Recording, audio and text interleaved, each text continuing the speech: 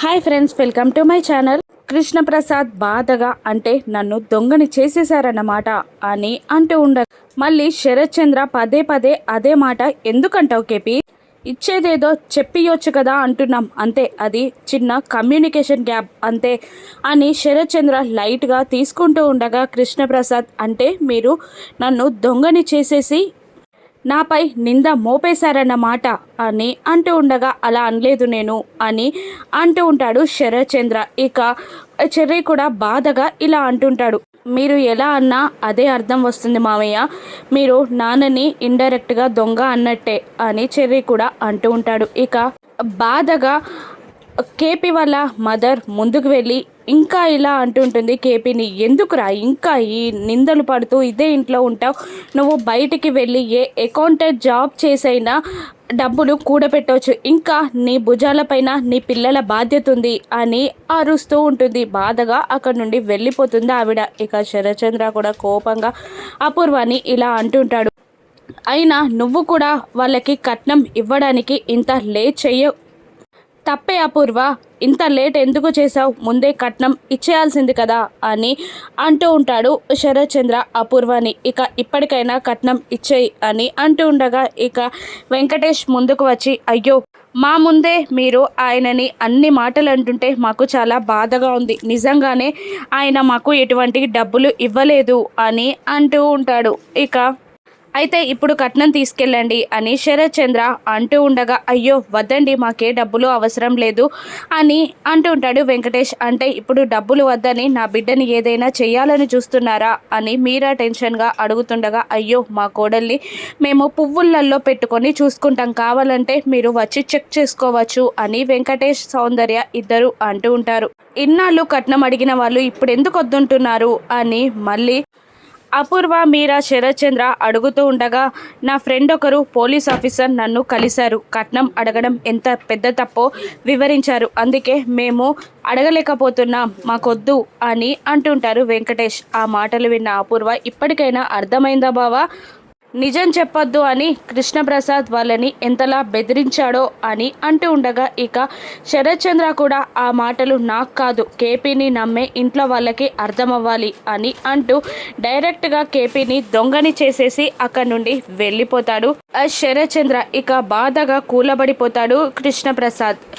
Cherry భూమి అందరూ కలిసి ఓదార్చే ప్రయత్నం చేస్తారు. ఇక రాత్రిపూట ఒంటరిగా కృష్ణప్రసాద్ నడి రోడ్డుపై వెళ్తూ ఉండగా ఒక ఆకతాయి మూట ఎదురుగా వస్తుంది. చూసుకోకుండా కృష్ణప్రసాద్ అతన్ని ఢీ కొడతారు. ఇక అతను సారీ చెప్పు అని డిమాండ్ చేస్తూ ఉండగా వదిలేసి వెళ్ళిపోతూ ఉంటాడు కృష్ణప్రసాద్. ఎంట్రా నీకెంత బలుపు, నాకు సారీ చెప్పకుండా వెళ్ళిపోతావా అని అంటూ కృష్ణప్రసాద్ కాలర్ పట్టుకుంటాడు. కానీ అక్కడున్న కుర్రాళ్ళని కొట్టి కృష్ణప్రసాద్ వెళ్ళిపోబోతూ ఉండగా ఒక బీర్ బాటిల్ని పగలగొట్టి కృష్ణప్రసాద్పై దాడి చేయబోతూ ఉంటాడు ఆ వ్యక్తి. ఇక భయంగా ఉలిక్కిపడి లేస్తుంది శారద. తనకు వచ్చిన కళని చూసుకొని భయపడుతూ వాటర్ తాగడానికి బాటిల్ చూసేసరికి బాటిల్లో వాటర్ ఉండవు. ఇక వాటర్ కోసం అంటూ హాల్లో కిందికి దిగి వచ్చేసరికి ఇంటి ముందు నుంచి ఏదో ఏడుస్తున్న సౌండ్ వినబడుతుంది. డోర్ ఓపెన్ చేసి బయటికి చూసేసరికి అక్కడ కృష్ణప్రసాద్ మెట్ల మీద కూర్చొని ఏడుస్తూ ఉంటాడు. ఏమండి ఏమైంది అని అంటూ వెళ్ళి పక్కన కూర్చుంటుంది శారద. ఇక శారద కాళ్ళపై పడి క్షమాపణ చెప్తూ ఉంటాడు కృష్ణప్రసాద్. నీలాంటి మంచి భార్యకి అన్యాయం చేసినందుకు, పిల్లలకి అన్యాయం చేసినందుకు నాకు తగిన శిక్ష వేశాడు దేవుడు, ఎటువంటి నరకంలోకి పంపిస్తాడో దేవుడు నన్ను అనుకున్నాను, కానీ ఇంకా ఎందుకు బ్రతుకున్నానా అని అనేలా చేశాడా దేవుడు, నన్ను ఆ ఇంట్లో దొంగని చేశారు, నేను దొంగనంట అని కృష్ణప్రసాద్ ఏడుస్తూ అంటూ ఉండగా ఇక మీరు ఎటువంటి నిజాయితీ పరులో నాకు తెలుసండి అని అంటూ ఉంటుంది శారద. నీకు ఇంత అన్యాయం చేసిన నన్ను నమ్ముతున్నావు అంటూ చేతులకి దండం పెడతాడు కృష్ణప్రసాద్. ఇంకా బ్రతిమిలాడుతూ ఉంటాడు క్షమించమని. శారద తలపై చెయ్యి వెయ్యబోయి తనకు అర్హత లేదు అనుకొని అక్కడి నుండి బాధగా ఏడుస్తూ అక్కడి నుండి వెళ్ళిపోతాడు కృష్ణప్రసాద్. ఇక తెల్లవారేసరికి నిద్ర లేకపోయేసరికి కణతలు నొక్కుంటూ శారద హాల్లో కూర్చుంటుంది. అప్పుడే గగన్ కిందికి దిగి వచ్చి అమ్మా అని అరుస్తున్నా కూడా శారద మాట్లాడదు. ఏమైందమ్మా అని మళ్ళీ గగన్ అడుగుతుండగా ఏం లేదురా నాన్న, తలనొప్పిగా ఉంది, రాత్రి నిద్ర పట్టలేదు అంతే అని అంటూ మీరు వెళ్ళిపోయాక రెస్ట్ తీసుకుంటానరా అని శారద చెప్పేస్తుంది. ఇక ఇందు వచ్చి నన్ను ఇన్స్టిట్యూట్ దగ్గర డ్రాప్ చేయన్నయ్య అనగానే అలాగే బయలుదేరు అని అంటుంటాడు గగన్. ఇక అప్పుడే ఒక విచిత్రమైన రింగ్ టోన్ వినబడుతూ ఉంటుంది ఆ ముగ్గురికి. ఇక ఏంటి భూమి ఆ రింగ్ టోన్ అని పూరిని అడుగుతూ ఉంటాడు ఆ గగన్. ఇక నాది కాదు అరి పూరి అంటుండగా ఇక శారద వైపు చూస్తాడు గగన్. నేనెందుకు పెట్టుకుంటానురా ఆ రింగ్ టోన్, మన ముగ్గురి మొబైల్ నుండి కాదు అని అంటూ సోఫాలో ఉన్న మొబైల్ని చూస్తుంది శారద. లిఫ్ట్ చేసి మాట్లాడుతుంది. అత్తయ్య నేను నక్షత్రాని, నిన్న మీ ఇంటికి వచ్చినప్పుడు నేను అనుకోకుండా మొబైల్ మర్చిపోయాను, బావతో ఇచ్చి పంపించరా అని అంటూ కాల్ కట్ చేస్తుంది. ఎవరమ్మా అని గగన్ అడుగుతుండగా ఇది నక్షత్ర మొబైల్ రా అని అంటుంటుంది శారద. నక్షత్ర మొబైల్ ఇక్కడికి ఎందుకు వచ్చింది అని అంటూ ఉంటాడు గగన్. నిన్న వచ్చిందిరా అని శారద చెప్తుండగా నక్షత్ర ఎందుకు వచ్చింది అని మళ్ళీ గగన్ అడుగుతూ ఉంటాడు. అప్పుడు పూరి ఒక నక్షత్రానే కాదు భూమి కూడా వచ్చింది, నువ్వు ఈ ఇంటి కోడలు వెళ్ళావైతావంటే ఎలా అవుతావు, గగన్ నా భర్త అంటే నా భర్త అని ఇద్దరు కొట్టుకున్నారన్నయ్య అని చెప్పేస్తూ ఉంటుంది పూరి. ఇక ఏంటమ్మా ఇదంతా అని మళ్ళీ గగన్ అడుగుతుండగా మన ఇంటి పిల్లలే కదరా వదిలేయి అని శారద అంటూ ఈ ఫోన్ని నక్షత్రకి ఇచ్చేరా అని అంటుండగా నేను వెళ్ళను, నువ్వే ఇక్కడికి రమ్మను అని అంటూ ఉంటాడు గగన్. అమ్మో వద్దురా, అది ఇక్కడికి వస్తే మళ్ళీ బావని పెళ్లి చేసుకుంటా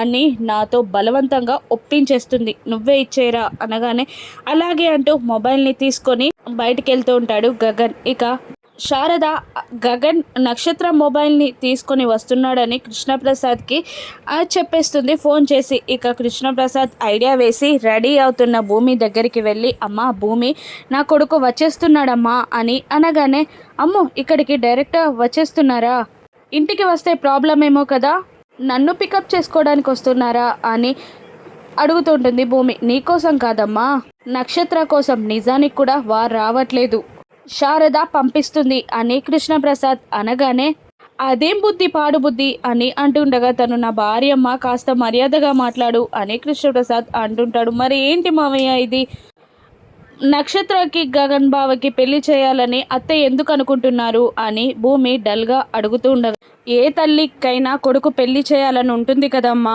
అందుకే అలా చేస్తుందేమో, తన ప్లాన్స్ సక్సెస్ అయితే నక్షత్ర గగన్ ఒక్కటైపోతారమ్మా, ఆలోచించుకో అని బెదిరిస్తూ ఉంటాడు కృష్ణప్రసాద్ భూమిని. మరోవైపు నక్షత్ర గంతులేస్తూ అపూర్వ దగ్గరికి వచ్చి అమ్మ బావొస్తున్నారు అని అడుగుతూ గెంతులేస్తూ ఉంటుంది, చెప్తూ ఉంటుంది వాడెందుకు వస్తున్నాడే, ఇంట్లో బాగున్నాడు అని అపూర్వ అంటూ ఉంటుంది. నిన్న మీరు వెళ్ళి పెళ్లి సంబంధం అడిగారు కదా, ఓకే చేయడానికి వస్తున్నాడేమో అని గోరంటాకు పిన్ని ఎగతాళిగా అంటూ ఉంటుంది. ఇక కాదు మొబైల్ ఇవ్వడానికి అని నక్షత్ర అనగానే కావాలనే నువ్వు మొబైల్ అక్కడే మర్చిపోయి వచ్చావు కదా, నీ ప్లానే కదా అని గోరెంటాకు పిన్ని అంటూ ఉండగా అవును స్మార్ట్ గోరెంటాకు అని మెచ్చుకుంటూ ఉంటుంది. ఇక తల పట్టుకుంటూ ఉంటుంది అపూర్వ. ఇక కారు ఇంటి ముందాపి గగన్ లోపలికి వస్తూ ఉంటాడు.